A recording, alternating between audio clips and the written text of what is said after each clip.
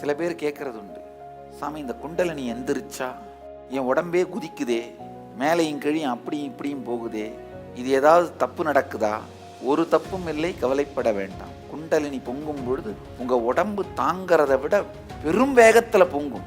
மூலாதாரத்து மூண்டெழு கணலை காலால் எழுப்புங் கருத்தறிவித்து இடைப்பிங்கலையின் எழுத்தறிவித்து கடையிற் சுழுமுனை கபாலமுங் காட்டி 3 மண்டலத்தின் முட்டிய தூணின் 4 பாம்பை நாவில் உணர்த்தி ஔவையார் சொல்றாங்க, பொங்கி பெருகும் இந்த குண்டலினி சக்தி. அந்த பொங்கி பெருகும் பொழுது உடம்பு கொஞ்சம் லேசாய் மேலும் கீழும் இயங்குவது சகஜம், அது இயற்கை தான், அதுல ஒன்றும் தப்பே இல்லை.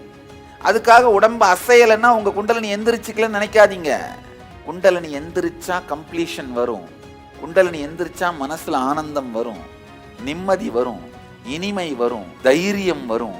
இது எல்லாமே குண்டலினி எந்திரிக்கும் பொழுது பொங்கும்.